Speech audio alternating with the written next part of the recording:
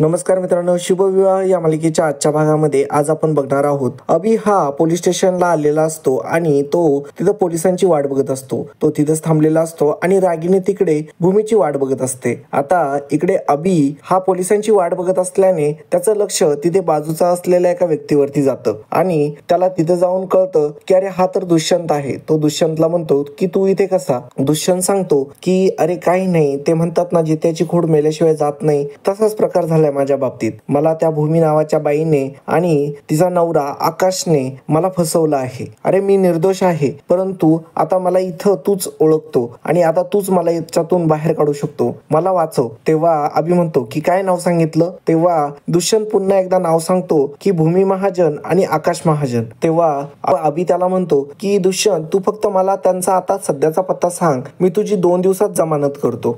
भूमी आणि आकाशला बघण्यासाठी रघु काका आलेले असतात, परंतु अक्का त्यांना अडवते आणि विचारते की कोण तुम्ही? आणि आता अक्का रघु काकांवरती चिडत असते, म्हणत असते की तुम्ही कोण आहात आणि कशाला आलाय तिथं? आणि तेव्हा रघु काका म्हणतात की इथं भूमी आणि आकाश राहतात ना, त्यांनाच बघायला आलोय मी. आता अक्काला आठवत असतं की याआधी देखील एक माणूस तपास करत तिथे आलेला असतो आणि तो एक गुंड असतो आणि या गोष्टीमुळेच आता अक्काला वाटतं की हा देखील तसाच कोणतरी असावा.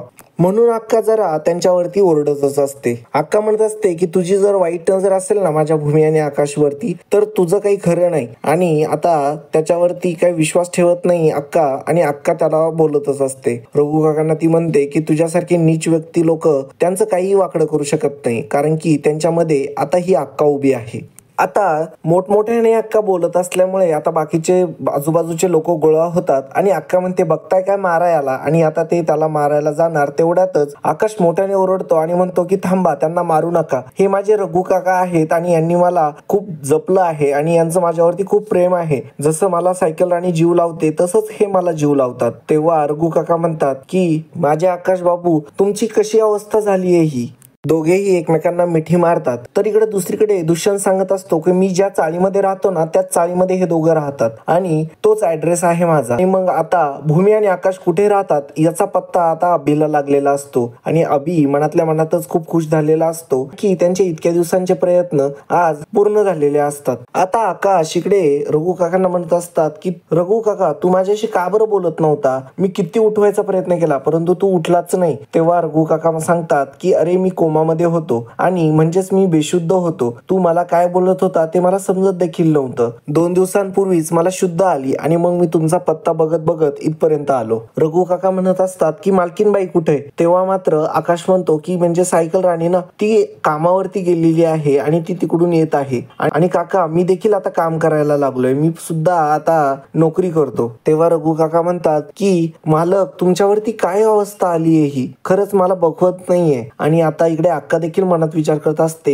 कोण कुठली पोरं ही, खरं तर हे यांना मालकीन म्हणताय म्हणजे ही खरंच कुठल्या तरी मोठ्या घरातली असतील. आता यांचं बोलणं असं 4 चौघात नको व्हायला. मग आता अक्का म्हणते की मला माफ करा, मी तुमच्याशी जरा वेगळ्या भाषेतच बोलले, परंतु याआधी देखील कोणीतरी आलं होतं आणि ते भूमी आणि आकाशला त्रास देत होते, म्हणून मग मला तुमच्यावरती देखील संशय आला. आणि मग आता अक्का त्यांना घरामध्ये घेऊन जाते. तेव्हा रघु काका म्हणत असतात की तुम्ही इतकी काळजी घेताय आमच्या भूमी आणि आकाशची, हे बघूनच मला फार आनंद झाला. खरं तर आजच्या काळामध्ये एवढी काळजी कोणी कोणाची घेत नाही. फारच घाबरलेली असते ती, मनाशीच म्हणत असते की भूमी, ती मनाशीच म्हणत असते की रागिनी आणि अभि हे माझ्या खूपच जवळ पोहोचलेले आहेत आणि आता मला चाळ सोडण्याशिवाय दुसरा पर्यायच नाही. आता मला लांब कुठेतरी दुसरीकडे जावं लागणार आहे आणि भूमी फारच आता घाबरलेली असते. आता इकडे दुसरीकडे अभिने रागिनीला फोन केलेला असतो आणि म्हणत असतो की मामा मला एक गुड न्यूज द्यायची आहे. खरं तर नवाधानाने एक मला गोष्ट कळाली आहे, मला भूमीचा पत्ता मिळालेला आहे, मी तुला फॉरवर्ड करतो आणि आपलं एक काम देखील पूर्ण झालेलं आहे.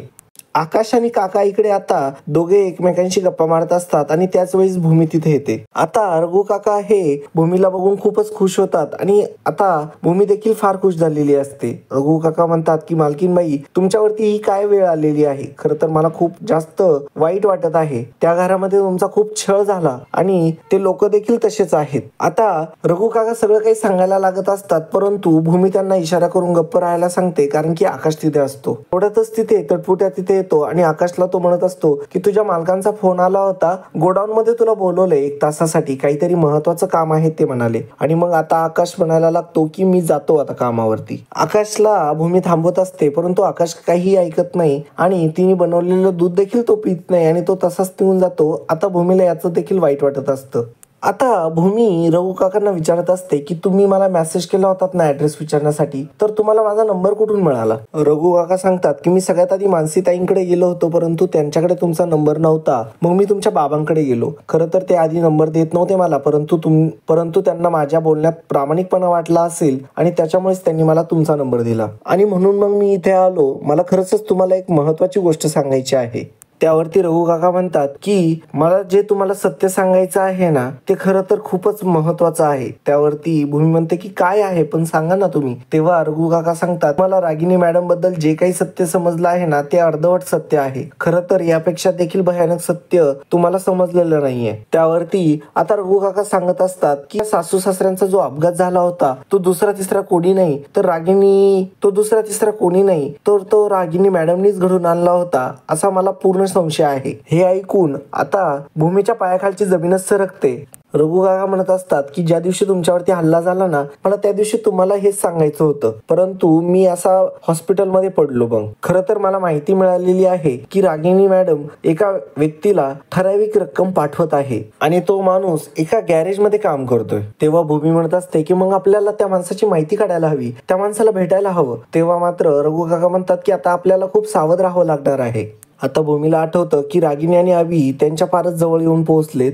तेव्हा आता भूमी लगेचच बॅग भरायला घेते आणि रघु काकांना ती म्हणत असते की मला खूपच जास्त भीती वाटते, कारण की रागिनी आणि भूमी हे माझ्या फारच जवळ पोहोचलेले आहेत. आता मला ही चाळ देखील सोडावी लागेल आणि मला तर असं वाटतंय की मी महाराष्ट्र सोडून बाहेरच जावं. तेव्हा रघु काका म्हणतात की हो आता मी काय करतो सगळी माहिती गोळा करतो आणि मी तुमच्यापर्यंत ती पोहोचवतो. ते देखील हो म्हणते आणि ती देखील आता जायला निघालेली असते. आता रघु काका तिथून जायला निघालेले असतात आणि त्यांचं बोलणं हे आता अक्काने ऐकलेलं असतं. तिला फारच जास्त दुःख होत असतं आणि ती फार रडत असते. आणि मित्रांनो अशा प्रकारे आजचा भाग इथे संपतो. पुढील भागामध्ये आपल्याला बघायला मिळणार आहे भूमी ही रूम मध्ये एकटीच असते आणि कुणीतरी दरवाजा वाजवतं म्हणून ती दरवाजा उघडायला जाते, तर दरवाजावरती दुसरं तिसरं कोणी नसून रागिनी आणि अभि तिथे आलेले असतात. आता त्यांना बघून भूमी फारच घाबरलेली असते. तर मित्रांनो हा व्हिडिओ तुम्हाला कसा वाटला कमेंटद्वारे नक्की कळवा आणि मित्रांनो चॅनलला जर सबस्क्राईब केलेलं नसेल तर चॅनलला सबस्क्राईब देखील करा. धन्यवाद. तर मंडळी तुम्ही व्हिडिओ तर बघता परंतु चॅनलला सबस्क्राईब करत नाही. आम्हाला तुमची खूप गरज आहे आणि तुमचं एक सबस्क्राईब करणं आमच्यासाठी खूप महत्त्वाचं आहे आणि लाख मोलाचं आहे. त्यामुळे सबस्क्राईब करायला अजिबात विसरू नका आणि लगेच आपल्या चॅनलला सबस्क्राईब करा. धन्यवाद.